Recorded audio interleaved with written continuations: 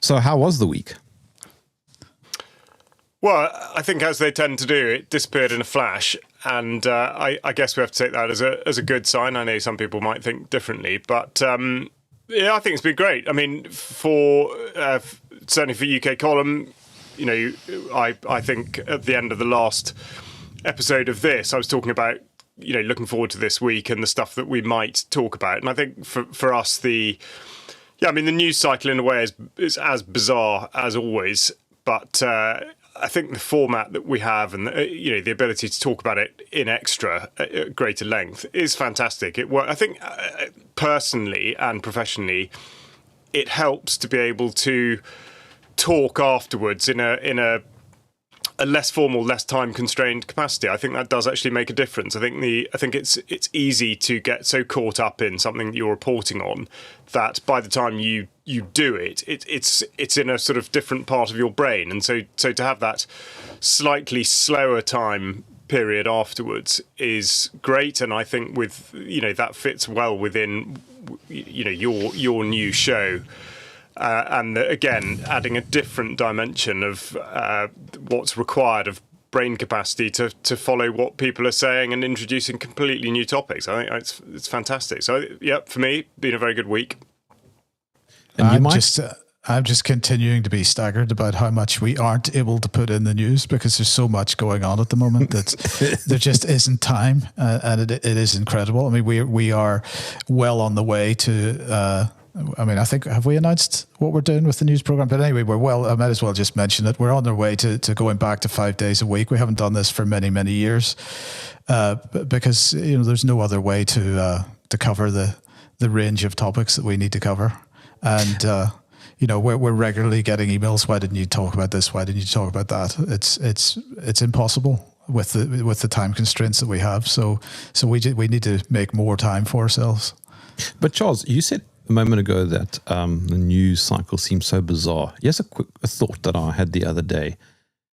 Is it actually bizarre, or are we just more aware of what's going on, or has it genuinely become more bizarre? I'm not sure. I can answer that if you want.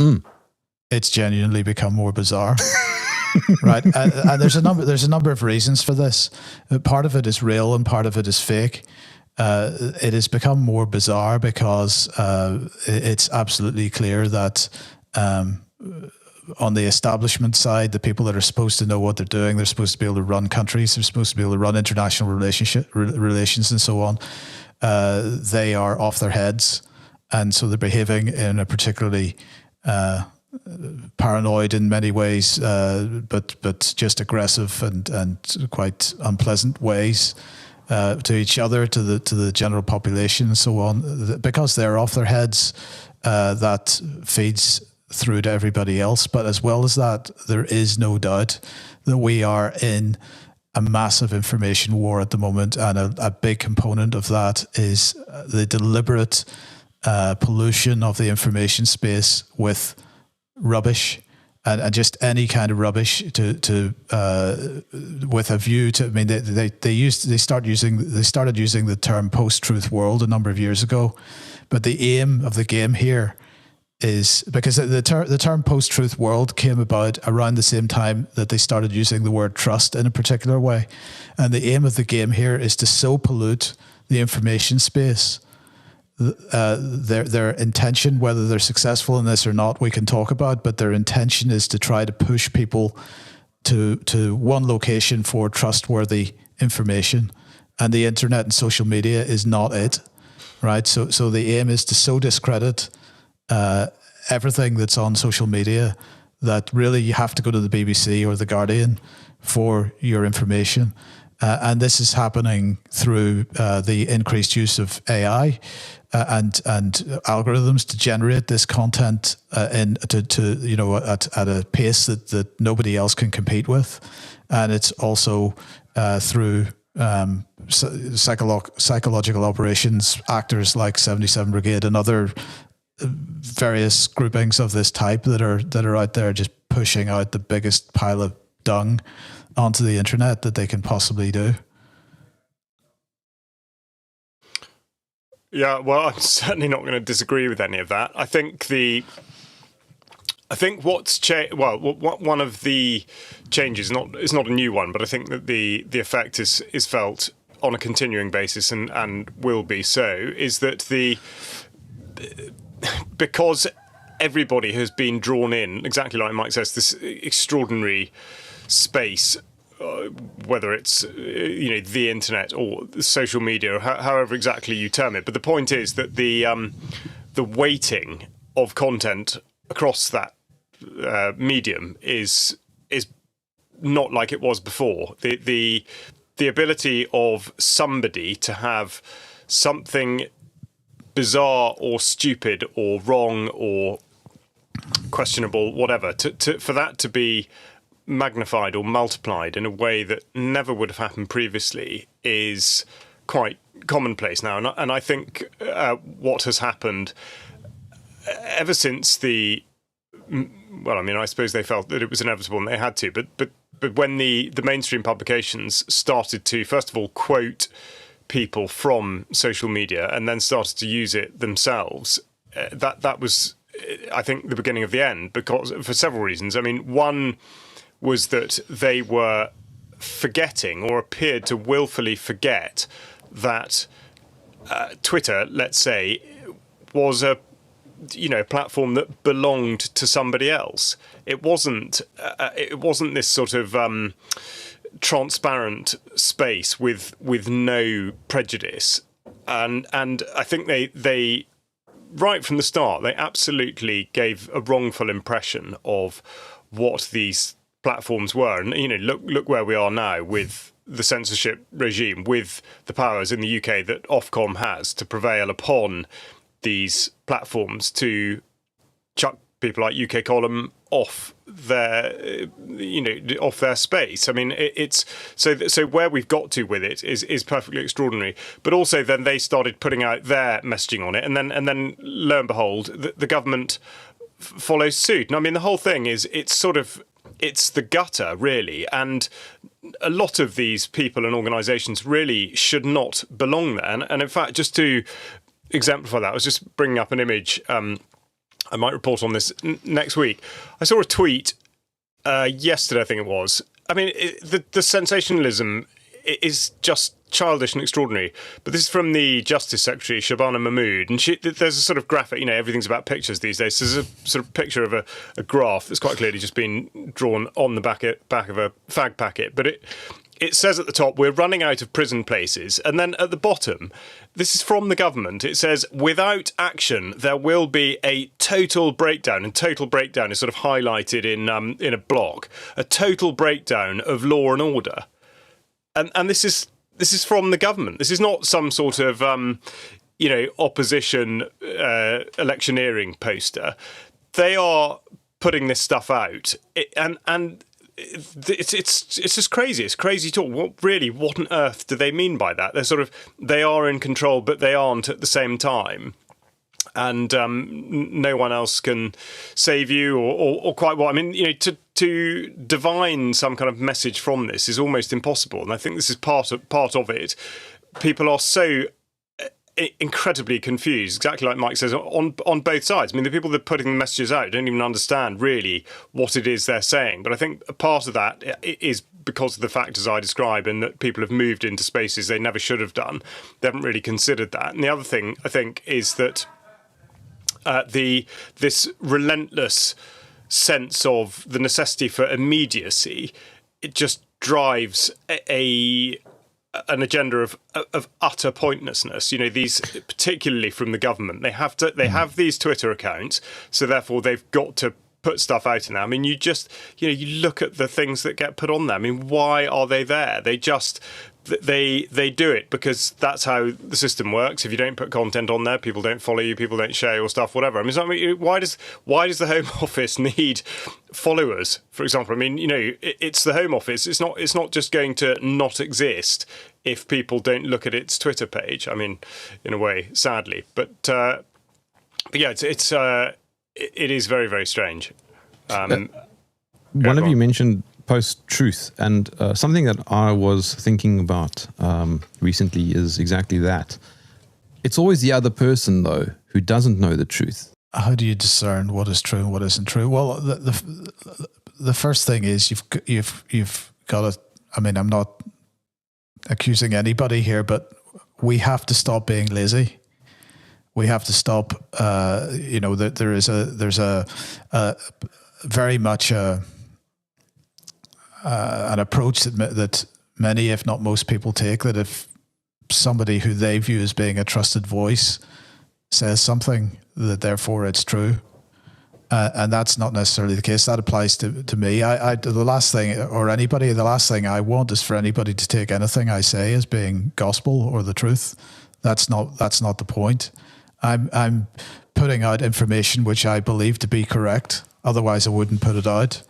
But that doesn't make me above criticism and it certainly doesn't mean that I'm a credible source that should just be without criticism accepted.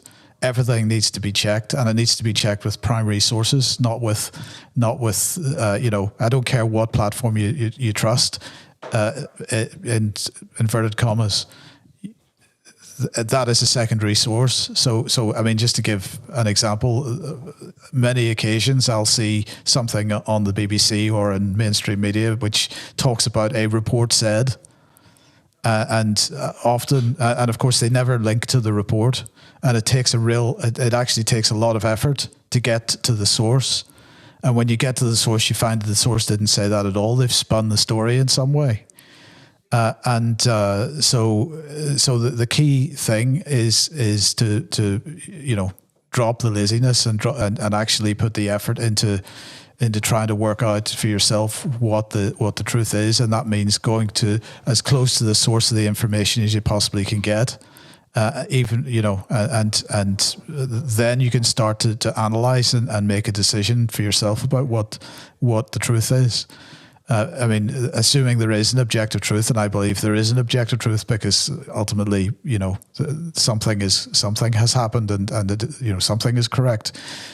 The trick is to try to identify what that correct thing is, and the only way to do that is to put the effort in.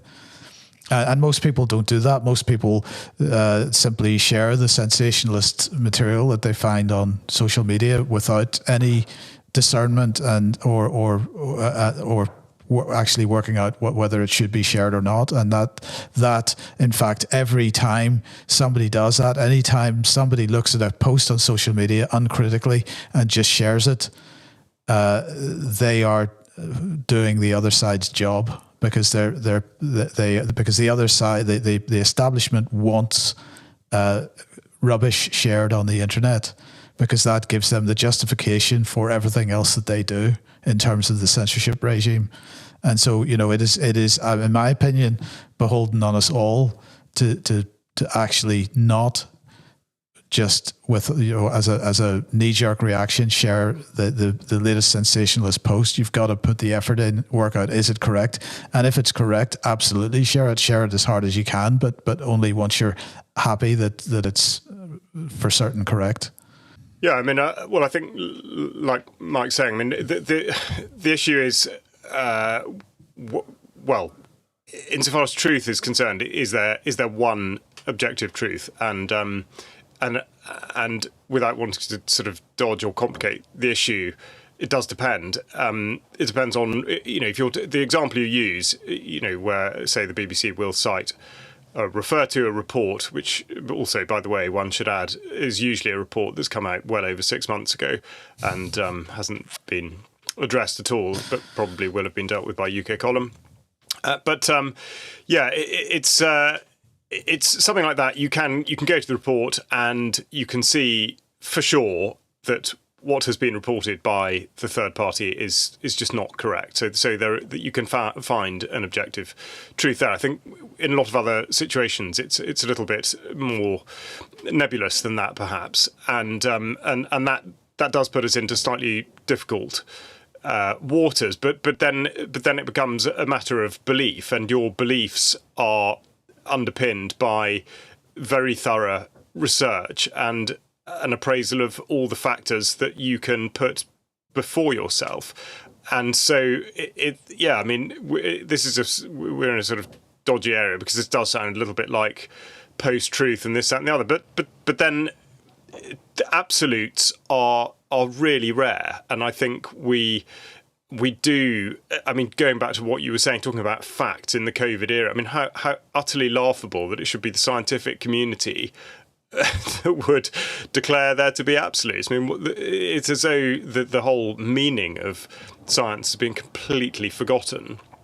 I mean, no great coincidence that also was a time of enormous investment, let's say, in science. But that's slightly by the by. I mean, again, etymologically and from an argument point of view, the way we use the word fact now is incorrect. I mean, a fact was never an absolute truth. A fact was, I mean, the derivation of the word is to make something. So it's to make a position, it's to make a statement. It's not incontrovertible.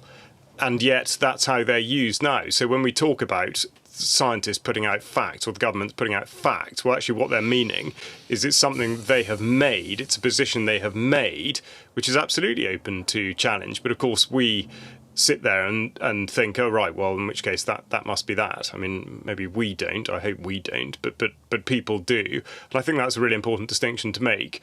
But yeah, I mean, on the belief side of it, that will at times come down to a question of perspective. And just to take this down to, you know, in a sense, relate it back to your anecdote about your grandmother. As people might know, some of my professional experience was spent policing, and one of the things I always found fascinating was to investigate something where you were lucky enough to have several different sources of evidence, in that if it were an incident that had taken place, a physical incident that had involved other people, and you could take witness statements from people that did have a particular point of view, as in a literal point of view, they were nearby what happened, and maybe all of that was also filmed on CCTV, or maybe CCTV from two different places. What was completely remarkable, and in a way you can't quite believe it till you do see it, but you might get 3 witness statements that would appear to be talking about almost totally separate incidents, and then CCTV footage that would show something else again. So my point is that depending on where you're standing, you will in fact see a different version of an event. Okay, I know I'm sort of superimposing a literal analogy onto this, but the point is that there is nuance, there is complexity to all of this, for those instances that are outside of the, well, this report says that, and you can go to the report and it quite clearly doesn't actually say that. But that's, you know, unfortunately, that is not the way that everything works. And so ultimately we do have to, it's a sort of best effort, and it has to be a belief to be able to go that step further and say that your belief is the truth. I would say in a lot of instances is a step too far, but that, you know, that works both ways, and people have to acknowledge that. Let's use a real world example of what you're talking about. The South African president went to the White House and met with Donald Trump, and the whole thing to some degree was theatrical. What is true about what was said there? So you've got to make a judgment. First of all, you've got to see the comments from Donald Trump in context. But before we even get to that point, you've got to ask, first of all, what is the definition of genocide? And so what definition are you going to use for the use of the term? Now, in this case, it's extremely difficult because South Africa does not publish statistics on ethnicity of people that are murder victims. So the last statistics I saw were for the last 3 months of last year. And there may be more recent ones, but those let's just take those as an example because that's what I have in my head. And there was something in the region of 6,000 murders in South Africa in the last 3 months of last year. and the official numbers say that one of those was a white farmer, that there were several others that were farm workers or people that were living on the farms. Now, of course, somebody that is on the pro, I don't mean pro in the sense that they support it, but they believe in the idea of a white genocide in South Africa will say, oh, well, those are official statistics, so you can't believe those anyway. Well, that's true, but they're the only statistics that we have at this point. But on the other hand, the other statistic that I thought was interesting, that Donald Trump made this offer, and so far, what have there been? About 40 or 50 people have taken it up. So that does not imply a white genocide, because there's not a mass exodus. Now, what I think we can say is that since the ANC has come to power, they have certainly allowed, for whatever reason, they have allowed significant lawlessness, and you know, that figure of 6,000 murders in 3 months is you know, incredible, and I don't know how any country can stand for that. But my understanding of it is that without doubt there is unfairness in the legal system, in the sense that whenever these, because what we're looking at here is criminality, it's gangs that are going around, and of course, if they view a white farmer or white farms as being relatively affluent, then of course they're going to be targets of criminality. But the criminality is not genocide, so that's a point to make. But the point is, if these criminal gangs are running around the countryside, murdering each other, and as a side effect of the theft which is really what's motivating them, people are being injured and killed. And then the law enforcement is not, doing anything about that. Then it's clear that is an unfair situation for the victims of that criminality. But again, that's not genocide either. It's a bad situation, and it should be dealt with. And really, Ramaphosa should be doing something about it. But clearly, he isn't. But then on top of that, you've got the question of whether or not there is intent from the government to effectively take land without compensation or from anybody, whether it's white farmers or any, and I don't know actually what the truth of that is, and maybe you can help with that, but I've seen a video clip of Ramaphosa talking about this, but I don't know what the context of it is, and I don't know how accurate or truthful it is to perceive it this way. So it's very difficult to get to the bottom of exactly what's going on, and of course people that are on the receiving end of criminality are going to be very vocal about it. But it all, for me, it all comes down to what's your definition of genocide, and then. Sorry, I'll just make one final point. And then we've got to, as I say, see it in the context of other events, and the fact that South Africa is itself making allegations of genocide against a certain other country, and that Trump is a supporter of that other country precisely, and therefore is he jumping on this particular bandwagon, which nobody has said anything about for the last goodness knows how many years. Suddenly it's become an issue. Why has it suddenly become an issue now? And so you can sort of come to a conclusion about what's actually going on there without, I think that conclusion is possible to come to without getting caught up in particular ideologies or narratives. In South Africa, I think, but there's another important point there. What's going on in Gaza is state violence. This is the state using state weaponry, state war capability to bomb the hell out of a part of a country. Right in South Africa, the violence, whatever it is not state violence, or at least I haven't seen any evidence whatsoever that the state is in any way directly involved in it. They're certainly not using the military. They're not bombing farms with F-35s. So it's not state violence, and that is another significant difference here. And you're correct. And so I said this earlier this week that the definition of genocide it's an infinite loop. Because what it does is that it captures you into a particular set of parameters and you can't get out of it. So you're no longer arguing about what's going on. You're arguing about what a word means. And so you go around and around and around and around, and it's a distraction ultimately. What? Yeah. No. I mean, the minefield where statistics are concerned is boundless. You know, you think I don't mean to compare this with what's just been said about Gaza. But if you think, and your question at the beginning was, you know, we started talking about South Africa. You're in South Africa, so you know, you must know because you're there. No, but it's a big country. Yeah, exactly, and I think that's what's so fascinating. And you think back to what was happening, and I can speak for the UK in 2020.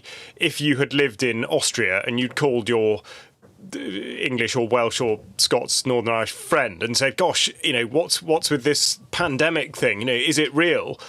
And obviously 95% of people answering that telephone call would have said, oh yeah, gosh, it's absolutely real. You know, people dropping like flies. I mean, look at these graphs, you know, look at the statistics. It's across the board, it's across the regions. And of course, that's not my belief at all. I don't think any of that happened. I think that it's perfectly possible to kill people by imposing conditions on them that mean their lives basically stop being lived as they would like, and therefore they will die. I mean, that's no great surprise. You don't need anyone to be ill, or even the, you know, you just need the sort of the spectre of illness. But so the two things. One is how statistics. I mean, we know this. It's obvious, but how statistics are wielded and manipulated to whatever end. But of course, the other thing is this idea of sort of ground truth. Oh well, you know, and again, you think of the BBC. Here's so-and-so reporting from Lahore, and usually if they're reporting from Lahore, it'll be about something that's happening in Delhi or something, you know, I mean, it's just, so the idea that somebody that is there, A, can actually see what's going on, but B, has any better idea than anyone who isn't there. And I think it's very easy to sort of just use that idea of proximity as being meaningful when it's still, exactly like Mike says, I mean, there's still so much more scrutiny of the information that should be conducted. It doesn't matter really where anyone is. And then on the South African thing, I mean, I'm afraid that for me, it's the Musk influence that I think is impossible to ignore, in that he is desperate to flout the law with the black and white ownership thing and the deal, the Starlink and Tesla deal that he's been trying to sort out with Ramaphosa. I'm sure that must have something to do with the. Well, definitely. I think it's part of Agenda 2030. I think it's part of Agenda 2030. Yeah. It's to bring more mass surveillance into the agricultural sector. Yeah. I mean, Catherine Fitz has spoken about this. It's a bit like going back to the BBC says such and such a report says something.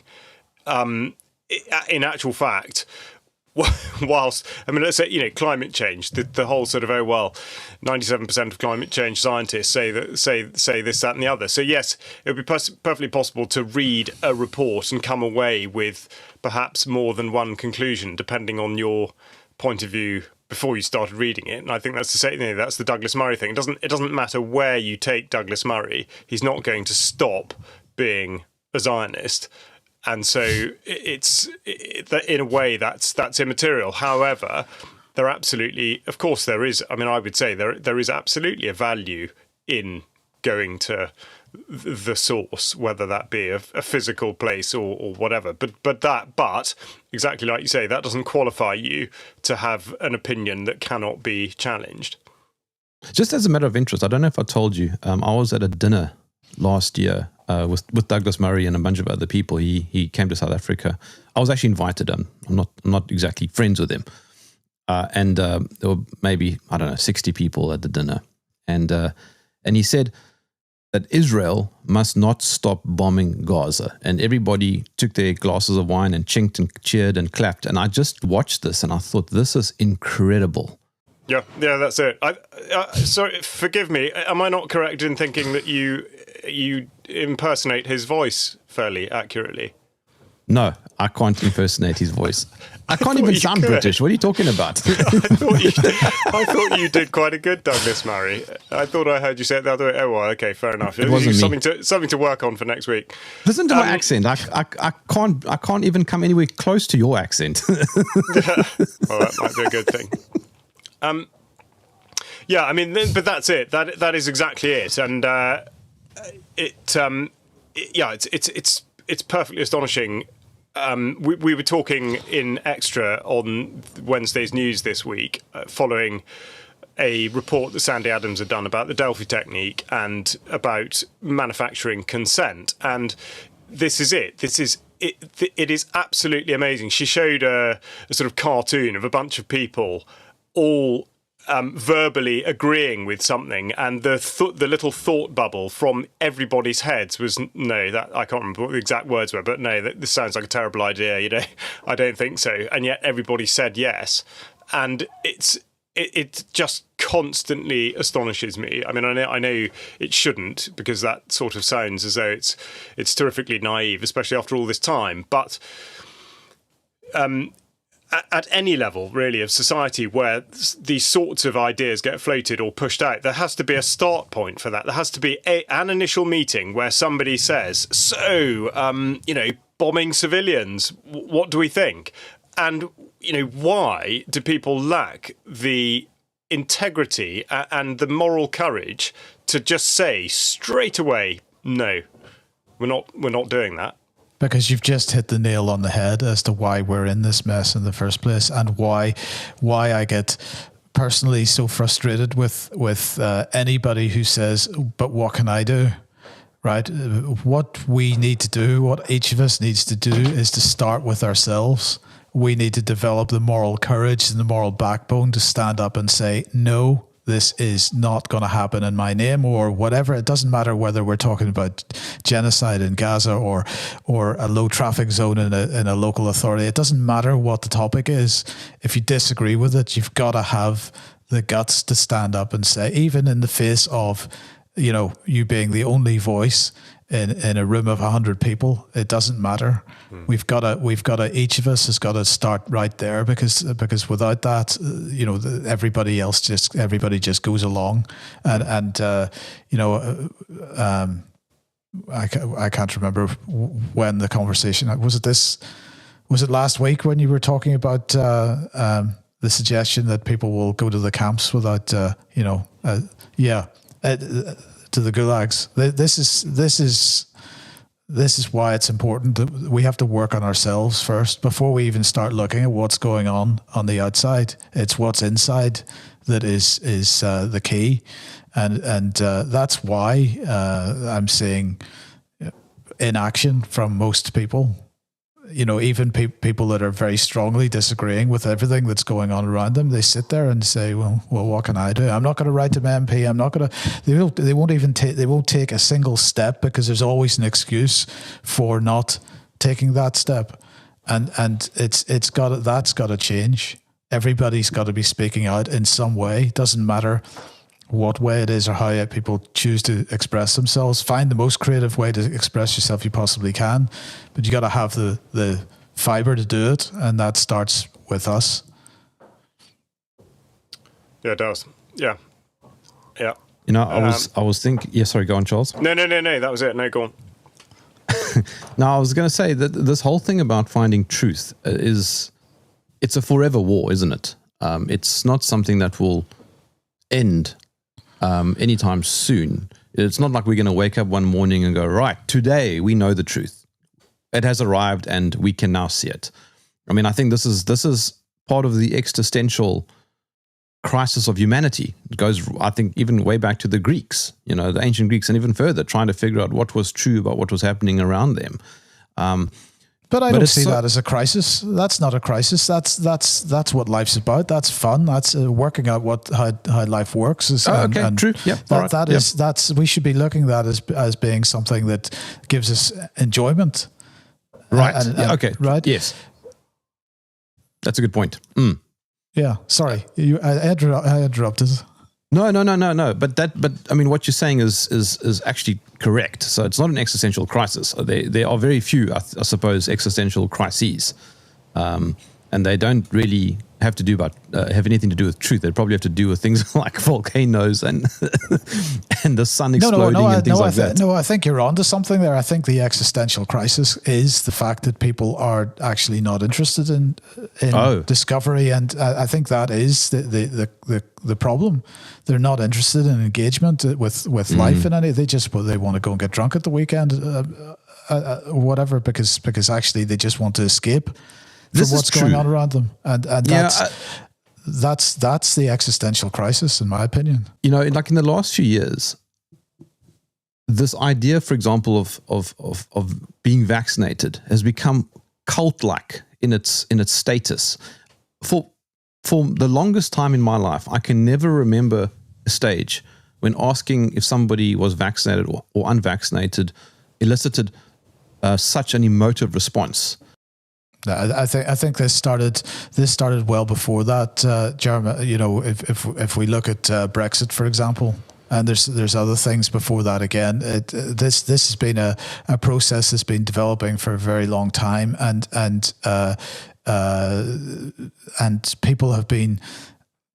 people have had division imposed upon them. But this comes back to this whole conversation about. I mean, this whole conversation explains why that has happened, because people have not been actually engaged properly with what's going on around them. They have then allowed themselves to be driven into one camp or the other. There's the camp that wore masks, the camp that didn't wear masks. There's the camp that voted Brexit, the camp that didn't vote Brexit. There's the camp that protested the potential to go to a war in Iraq in 2003, and the camp that didn't. And that this division has been, and you know, I haven't seen a division that's. I mean, each time that they do this, it gets harder and harder. A divide. And actually, the Israel-Gaza thing has become probably one of the hardest divides that I've seen ever. So we have been being softened up. Yes, COVID was a very big one, and that one of the real softening exercises, no doubt about it, right up there at the top of the list. But it's been going on for decades. Somebody said to me when October the 7th happened, somebody said to me, why are you supporting the Palestinians? Greta's supporting the Palestinians, right? And the implication was that because somebody else that I disagree with on another topic was supporting this topic that I happen to support, that therefore I'm wrong. Well, I'm sorry, that doesn't make me wrong. It doesn't make me wrong that somebody who was taking the knee for George Floyd is wearing a Palestinian scarf around their neck. It doesn't mean that Israel bombing Palestine is the thing that I need to be supporting. And this is the problem. We are allowing ourselves to be driven into camps. You know, one of the things that I'm probably proudest of with respect to the UK column is that we'll get equal criticism for being left wing and right wing. Nobody knows what the hell we are, and this is the point, because I'm looking at things in terms of you know, what I think is the right thing. You know, what I think the truth is, and as I said before, that doesn't mean that it's objectively true, but certainly I'm doing my best to try to get as far. You know, we all are trying to get to what is objectively true, but I'm not gonna make my judgment on what true is based on whether I consider myself to be conservative this week or whether I consider myself to be a socialist next week. That's not how it works. You got to take each issue on its merits. The main thing is that most people now would not know a principal if it ran up to them in the street, pulled their trousers down and punched them in the face. They just they don't get it. And so how do we live in a world where for 2 years solid, we were told that we were saving lives. We had to do everything we could to save lives. And then the moment the illegal Russian aggression started in February 2022, we had to then quickly kill as many people as possible. And then when in October 2023, some Israelis were killed, which was reported as being a terrible tragedy, we then had to make sure that a lot of Palestinians were killed to make up for it. I mean, it's absolutely absurd. And it comes down to very, very straightforward principles. And if you follow principles, you really don't go far wrong. But of course, people have utterly lost sight of that, which is why it is so easy to manipulate division. Because people just totally forget what it's about, and you do get, and then you will get, oh gosh, no, well I can't support that this week because Greta's already got there first, and I don't agree with her. Well, I mean, because actually, funnily enough, that was even on the news. There was that.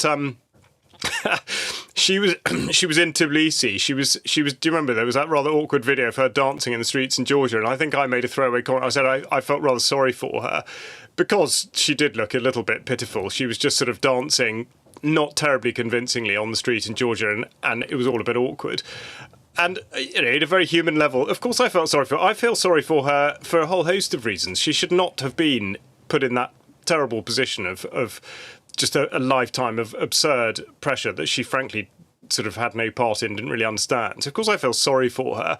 But then the next thing is there are sort of comments about, well, how can you sympathise with Greta or this, that, and the other? And okay, it's the principle. It's not. I'm not saying now suddenly, oh well, therefore I have to fall in line with absolutely everything she's ever said. It's not how it works. Anyway, should be very simple. Your point about principles and values is for me foundational. So that's why I make a very clear-cut argument, and I think that people need to have something to believe in. Now, this is going to sound a bit woo-woo, but I have come to realize that, for example, believing in nothing is a great way to be manipulated and influenced. So I don't care if you're a Muslim or if you're a Christian, but at least you have a set of values. I don't have to necessarily agree with your values, but at least you have a set of values on which to base your decision making. I think you've hit something quite important there, because that is something that I've had sent in my direction. I don't know whether Charles said this in the last number of months, once or twice. Why did you talk about this in this way? Because you're beginning to sound like the BBC. What that sentiment represents is the idea that if it's on the BBC, then it has to be, you have to take the opposite position. So the BBC can never be right about anything. This is very dangerous because, of course, it's not, life is not black and white, and we've sort of touched on this already. But life is not black and white in this way, and there is nuance, there's shades of grey, and sometimes the BBC covers things. The facts, as they say, speak for themselves, and the BBC has no choice but to explain things as they are in some cases. If we simply allow ourselves to say that there is no truth ever in anything that comes out of a mainstream mouth, whether it be a politician or the BBC or whatever it happens to be, then we, without question, end up going down blind alleys and being taken in directions that are not productive. And in fact, bearing in mind the complexity of the information space at the moment, I would argue in many cases are there specifically to draw people into blind alleys and directions which are unproductive. So, can I give you what I believe is a good way to navigate the minefield of propaganda and information? I asked at the beginning of this discussion, how do you discern? I don't have the solution or any type of formula, but I do have a good rule of thumb, which I picked up from Nassim Taleb, who, I don't know if you know who he is, but he's written some great books on risk analysis. He got the COVID thing very wrong, and I'm well aware of that, and he even blocked me on Twitter at the time. But nonetheless, he's written a lot of very good stuff. And what he said in a nutshell is the following. Consider those making the claims and see if they have skin in the game. How much do they have to lose by making that statement? If CNN makes a statement and it's clearly wrong, what happens to CNN? Well, pretty much nothing. They just say, oh, sorry, we got that wrong, or they just don't do anything and they carry on. If somebody small, like let's say UK column in comparison, gets it wrong, there's a lot more to lose. You'll start having subscribers going, well, you know what, you guys are not trustworthy, we're going somewhere else. You have more skin in the game than say CNN or the BBC. Yeah, I mean, I would absolutely agree with that. I would also just going back to what you were saying about say, oh well, Donald Trump might say this, which seems to be the case, or seems to be something that you might agree with, or whatever. And it's the same sort of thing. It's and indeed, insofar as the BBC, of course, will put out content that we may agree with on a factual basis. I think what you're talking about really is it concerns motivation. Why is something being said, and to what end? And I think particularly with any politician, to what end would they be saying such and such a thing? Similarly with a mainstream media organisation that, as you say, faces no backlash for anything that it really says, why would it be putting particular information into the public domain? And by the same token, why would it be not putting certain pieces of information out there? Why would things not be talked about? And actually, on that note, insofar as treating things on their own merits, on Wednesday's news, Mike played a clip from Kemi Badenoch, the leader of the opposition, leader of the Conservative Party at the moment. So she's in a position where, like leaders of the opposition tend to do, they can just say stuff without consequence because they know that they're miles away from a general election and they probably won't win that anyway. And so it doesn't really matter. It's just it is sort of theatre upon theatre. And yet, in an interview with Trevor Phillips, she said that Israel is fighting a proxy war on behalf of the UK, just as Ukraine is fighting a proxy war on behalf of Western Europe. She said that in a mainstream live television interview, and then silence. I mean, actually, I haven't seen what happened after. I don't know what Trevor Phillips said to that, if anything. Oh no, he didn't. He let it pass because really? I chopped the rest off. There was nothing of consequence in the next minute of comment. So yeah. So she said that. I mean, it was during sort of quite an animated back and forth. So one feels that she wasn't completely in control when she said it, and therefore taking it at face value, it doesn't look like it was on her list of talking points to get out during the interview. It's as though it did sort of come out by accident. And so, therefore, in the skin in the game thing, you think, well, actually, was she seeking to make political points or capital from it? Maybe not. Maybe it was, as far as she's concerned, sort of an objective belief. But it's significant. And yet, it was met, like Mike says, met with silence, and we don't think it's been reported on elsewhere. So yes, I mean, this stuff, it does come out sometimes. Sometimes perhaps there isn't necessarily an agenda in saying it. It didn't look, in the way that she did say it, didn't look like she had a particular agenda in saying it, other than it was her belief. I remember back in 2020, I was trying to find information to counter what I was seeing in the mainstream, and that's how I, discovered UK Column. And my anecdotal story is that I had more faith in what was being published on UK Column about this quote unquote pandemic than what CNN and BBC were publishing, and that's because, as I said, the small crew behind UK Column have got more skin in the game. Yeah. Well, yeah, we do, and we the criticism comes directly to us as well.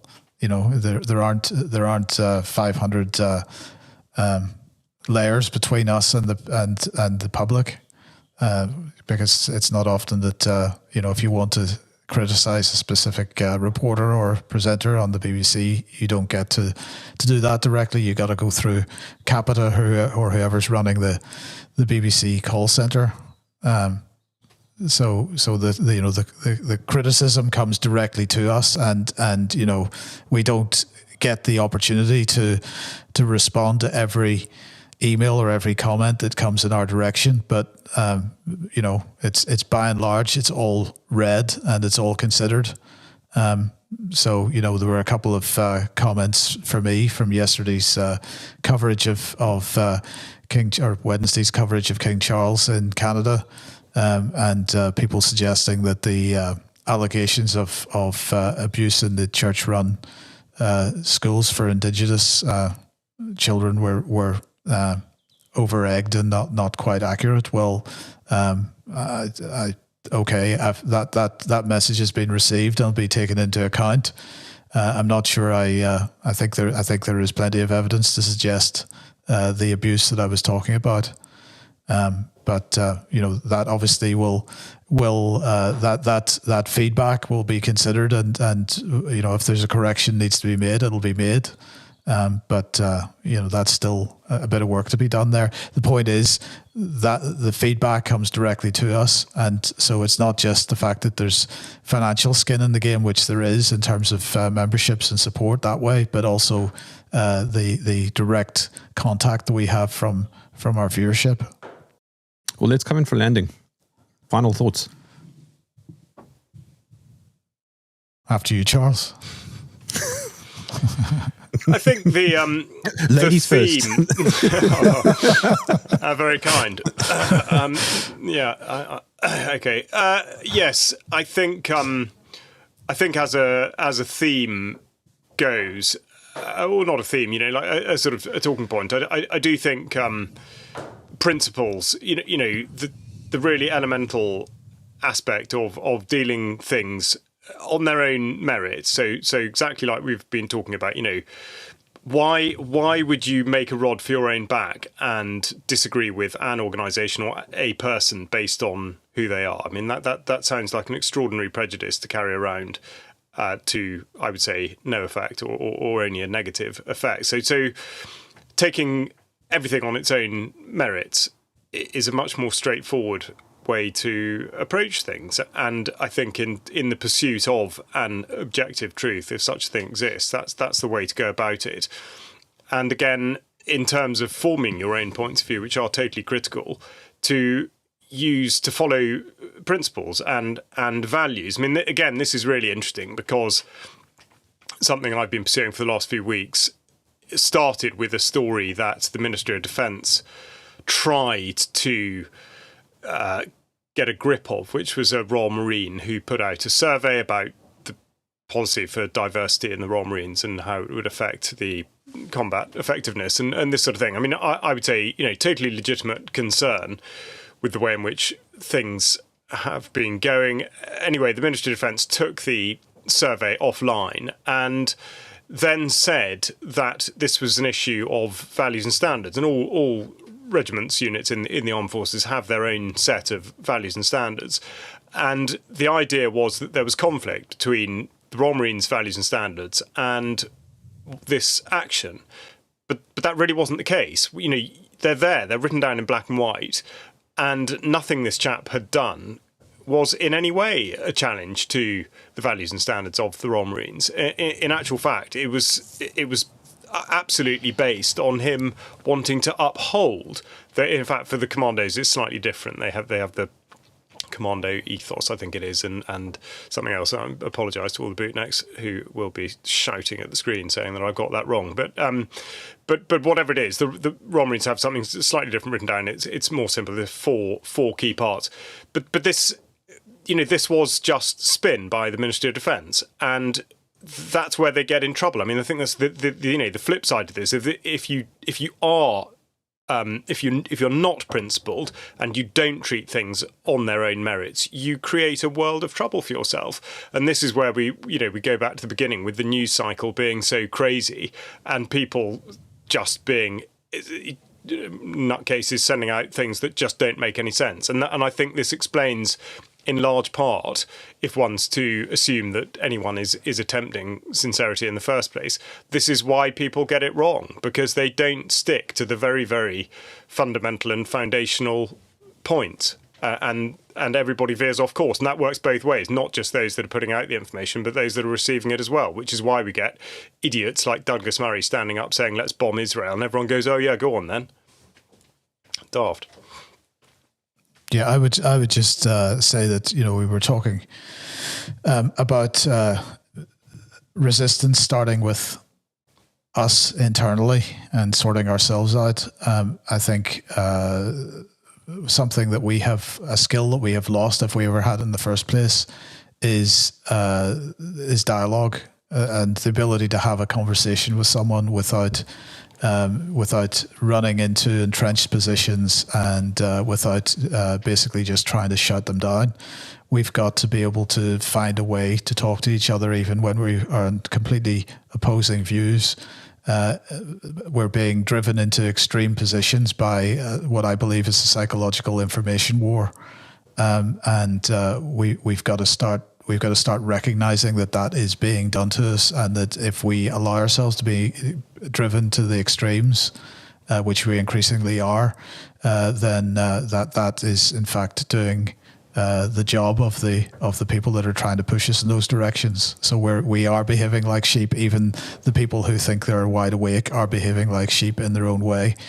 We've got to recognize that and just stop and think a little bit about what's happening around us. Quick plug, ukcolumn.org. Please support us by going to the support page. We are independent. Join us as a member. That is the best way. Key thing. Yeah. Get over that hurdle. Become lots of skin in the game. Yeah, UK column. Yeah. And I think, sorry, I think I may have just misquoted Douglas Murray. I think he said bomb Israel. Of course, I didn't mean that at all. He would never have said that. So my apologies to Douglas. Yeah. All right. On that note, gentlemen, Charles Mallett, Mike Robertson, thank you for joining me in the weekly banter trenches. Thank you very much.